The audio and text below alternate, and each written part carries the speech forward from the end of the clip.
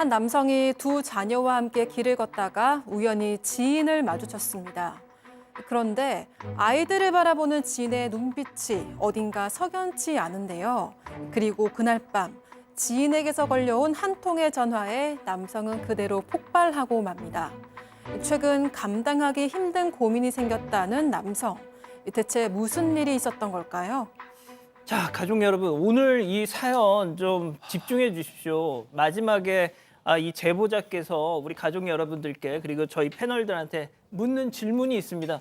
저도 그 질문에 대한 답을 좀 찾아보려고 했는데 이게 진짜 판단이 어렵더라고요. 그만큼 절박한 사연입니다. 자, 모든 일의 시작은 18년 전 한 여성과의 만남이었습니다. 네, 그렇습니다. 제보자분은 40대 남성이고요. 말씀하신 것처럼 18년 전에 이 한 식당에서 일을 하고 있는 아내분을 처음 봤다라고 합니다. 그런데 이제 외국인 여성이었고 이 낯선 땅에서 굉장히 성실하게 일하는 모습에 반해서 관계가 가까워졌고 한 1년 만에 결혼도 했다라고 합니다.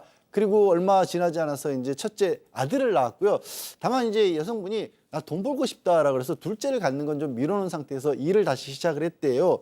근데 이 아내분이 언젠가부터는 같은 국적의 다른 남자들하고 좀 많이 친하게 지내고 술도 마시고 심지어 외박까지 하는 일까지 있었다라고 합니다. 어쨌든 이 제보자분은 그걸 뭐 견뎌냈었는데 둘째 딸을 어느 날 갑자기 임신했대요. 그래서 뭐 임신하고 딸을 건강하게 낳았고 해서 제보자는 이제 아이고 둘이나 있고 내 가족 그냥 행복하게 살면 되겠다 이 생각만 하셨다고 합니다.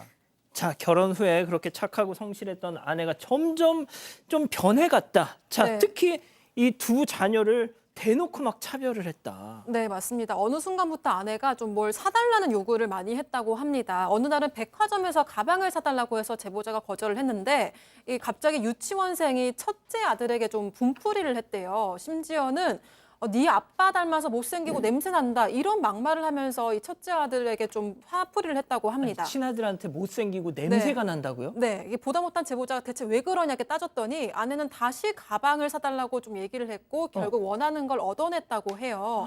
그런데 이런 일이 한두 번이 아니었다고 하고요. 제보자가 자신의 요구를 들어주면 착한 엄마가 되고 아니면은 좀 화를 내는데 유독 이 첫째 아들에게만 분풀이를 했다고 합니다. 그래서 제보자가 한 소리를 하면 아내는 좀 평소에는 한국말을 잘 하다가도 좀 못 알아듣는 척 딴청을 피웠다고 합니다. 자, 그러다가 몇 년 전 아내가 또다시 말도 안 되는 억지를 부리기 시작했다. 네, 뜬금없이 아내가 친구들과 고향을 좀 다녀와야겠다라고 얘기를 했어요. 그래서 이 남편이 그러지 말고 우리 2달 후에 아이들 다 데려오고 가족이 같이 가자라고 얘기를 했는데 뭐 이런저런 이유를 대고 내가 고향에 가야 된다 막 그러더니 갑자기 어느 날에는 친정 엄마가 너무 위독해서 내가 가야 되는 거다라고 얘기를 했습니다. 친정 엄마가 위독하다는데 안 보내줄 수가 없잖아요. 예. 그래서 가라라고 얘기를 했더니 이제 일주일 후에 돌아오겠다라고 얘기를 했으나 일주일이 지나고 2주일이 지나고 한 달이 지나고 2달이 지나서야 돌아왔습니다. 그런데 2달이 지나와서 이제 집에 있었는데 며칠 후에 갑자기 집안에서 하혈을 하면서 쓰러졌어요. 어이구야. 너무 놀라서 119를 불러서 바로 병원 응급실로 달려갔다고 합니다. 자, 응급실에서 긴급 처치를 받은 직후 이 제보자 남성은 담당 의사한테 충격적인 얘기를 듣습니다. 실제 제보자 남편의 얘기 들어보시죠. 보니까 바로 하야라고 있는 거야. 그러면 막 나도 이제 막 그렇게 쏟으니까 놀래가지고 나도 그럼 막 119 부르고 이래가지고 병원을 갔었어요. 갔더니만 낙태를 잘못해가지고 뒤에 이제 낙태수 상담 깨끗하게 정리하고 마무리 지어야 되는데 지저분하게 해놓으면 이런 식으로 이제 한 방에 이제 터진다 이러더라고요. 자, 박 변호사님, 네. 이 남편분이 임신 사실도 몰랐고 중절 사실은 더더욱 몰랐고. 더 문제가 있어요. 이제껏 한 3년간 아내가 계속 거부했기 때문에 성적인 접촉이 없었는데 임신, 중절 너무나 놀랐고요. 이 자고 있는 아내를 어떻게 좀 해야 될 거라고 생각했는데 아이들이 생각이 나가지고 뭐라 얘기는 못했다고 합니다. 다만 나중에 아내한테 좀 잘하자, 잘 살자, 뭐 이렇게 정신 좀 차리고 살자 이렇게 정도 얘기했다고 합니다. 진짜 꾹 참으셨구나. 꼭 참았어요. 근데 정신 차렸을게요? 아닙니다. 끝까지 이 아내 정신을 못 차리고 그 같은 국적의 어떤 한 남성하고 계속 돌아다니는 모습이 보였다고 합니다. 어느 정도 감이 잡히는데 자, 결국 그럼 헤어져야죠. 헤어지자고 요구를 했는데 아내가 헤어질 수 없다. 나 이혼하게 되면 일 못한다. 그러니까 외국 국적이라서 체류 자격에 문제가 생길 것으로 보입니다. 그래서 거기서 끝이 아니고요. 별거를 또 시작을 했는데 별거 중이지고도 뭐 밤이고 낮이고 찾아오고 갑자기 아이들 다 보고 있는데 절대 이혼해 주지 않는다 뭐 이런 식으로 집에 앞에서 난동까지 부렸다라는 겁니다. 아 진짜 그래서 이제 여기서부터 정말 안타까운데요. 이 제보자분이 심장질환 판정을 받았답니다. 남편분이요? 예, 근데 이 심장질환이 굉장히 수술이 급한 상황인데 문제는 수술을 해도 생존 확률이 20%가 안 된다라는 거예요. 굉장히 위험한 상황인데 아이들이 어리기 때문에 혹시 잘못될지 몰라서 첫째 아들이 고등학교 갈 때까지만 수술을 좀 미룬 상황이라고 합니다. 진짜 이게 너무 눈물 나는 그런 사연인데 이 상황에서 이렇게까지 됐으니까 이 아내가 이혼을 해주긴 했답니다. 친권은 공동 행사를 하고 그리고 대신에 양육비 아내가 일을 하겠지만 아내가 아이들에게 양육비는 주지 않는 그런 조건으로 또 협의 이혼을 했답니다.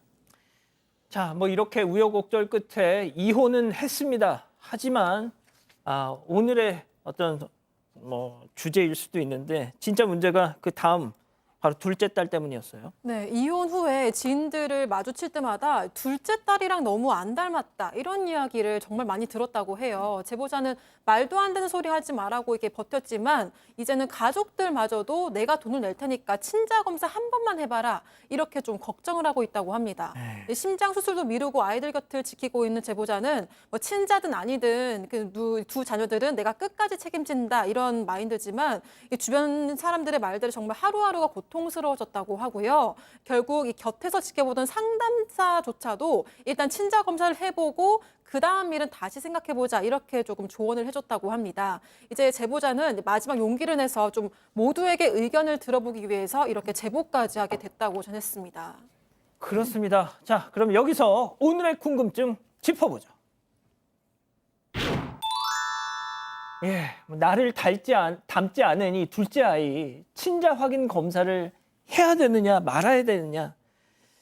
양 변호사님, 이게 참 너무 어려워요, 예, 진짜. 그리고 함부로 솔직히 조언을 드린다는 것도 굉장히 주제넘다라는 생각까지 들 정도인데요.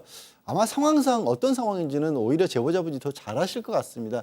그럼에도 불구하고 이게 저희에게 물어보신 이유는 그러니까 뭔가 본인이 원하는 바를 저희로부터 확인받고 싶으신 그런 마음이신 것 같거든요. 저는 조언 드리기는 죄송하지만 포기하겠습니다. 다만 진짜로 그렇게 저희 확인을 받아서 하고 싶은 게 있다라면 예. 그렇게 가실 수밖에 없는 게 아닌가 싶어요. 예, 그런 정도입니다. 그게 어느 길인지는 잘 모르겠습니다. 그리고 저는 감히 조언 못하겠습니다, 솔직히. 자, 박 변호사님한테 먼저 여쭤볼게요. 네. 그러니까 앞서 이 전처와 그런 꼴을 봐서 그렇게 보이는 건지 아니면 진짜 그런 건지 이걸 또 모른 척하는 게 나을지 아니면 확인을 하는 게 당신도 당신 심정을 잘 분간을 못 하실 것 같아요. 쉽지는 않죠. 이런 결심을 또 결정을 하기가 만만치 않아요. 또 중요한 거는 딸을 키우겠다 이렇게 마음을 먹고 있는 상황에서 친자 확인을 해봤을 때 키울 수 있을지 그거와도 연결되는 거거든요. 맞아요. 그러면 또 엄마한테 친모한테 가야 되는데 그 등등의 여러 가지 문제점이 생길 수 있는데 만약 그걸 감당할 자신 있으면 하는 건데 저도 사실은 조언드리기가 조심스럽습니다. 저는 그냥 딸을 그냥 키울 생각이면 확인을 안 하시는 게 맞지 않나 이 생각도 듭니다. 근데 이거는 뭐가 정답이 없는 거니까 그렇죠. 본인이 결심을 하셔야 되고 사실은 예전하고 다르게 매우 빨리 매우 정확하게 나오거든요. 맞아요. 친자 확인 검사가. 그렇기 때문에 하려고 마음 먹으면 하는 건 사실 어렵진 않은데 그 후에 이제 감당해야 될 부분들이 상당히 많습니다. 그런데 이제 당신께서도 우려하시는 것이 교수님 네. 그냥 묻고 그냥 키우겠다. 하지만 당신 입장에서도 이 딸을 볼 때마다 계속 또 의심하는 자기 모습을 언젠가 볼 거 아닙니까? 네. 그렇기 때문에 저 역시 이거는 100% 본인의 선택의 문제라고 생각이 들고요. 제가 드리는 의견도 이제 개인 의견입니다. 지금 정황상 둘째가 친자식이 아닐 상황도 있다고 판단이 모두가 들기 때문에 이 제보자께서 어떤 선택을 해도 그게 죄가 되거나 비난을 받은 일은 아니라고 생각을 해요. 근데 저는 가장 중요한 건 이 제보자가 둘째에 대한 마음이라고 생각을 합니다. 입양도 하고 사실은 그러는 상황에서 이 아이가 내 아이가 아닐지라도 이미 정이 너무 많이 들어서 이 아이 때문에 지금 이 아이가 고등학교 때 갈 때까지는 수술도 미루고 계신 상황일 정도로 아이에 대한 애정이 있으시거든요. 마음이 괴로운 거는 아는데 둘째 아이에 대한 이 아버지로서의 마음이 가장 중요하다고 생각이 들고요. 저는 이제 검사를 해도 뭐 나쁘지는 않다고 생각을 합니다. 그런데 이 시기에 대한 걱정이 좀 듭니다. 왜냐하면 이 아이가 지금 중학생이랑 가장 예민한 사춘기이기 때문에 어떤 결과가 나와도 이 아이는 좀 상처를 받을 거예요. 친자라는 결과가 나와도 이런 걸 검사를 내가 받았다는 거, 친자가 아니라 그러면 이 아이는 정말 마음 둘 곳이 없어지거든요. 그래서 이 아이가 상처받는 이 시기다. 또 하나의 위험한 시기라는 것은 이 제보자께서 지금 생존 확률 20%밖에 안 되시는 병을 앓고 있기 때문에 좀 치료도 하시고 아이가 조금 큰 다음에 다시 한번 고민해 보시면 어떨까 이런 생각 듭니다. 자, 우리 가족 여러분들도 진짜 난상 토론을 벌이십니다. 네, BY23님은 키울 거면 안 하는 게 나을 것 같아요라고 하셨고요. 이 반장님은 확실하게 알고 넘어가는 게 좋을 것 같고 딸은 사랑으로 감싸주세요라고 하셨습니다. 예. 가족 여러분, 여러분들의 구독이 사건 반장의 힘이 됩니다. 구독과 좋아요 부탁드립니다.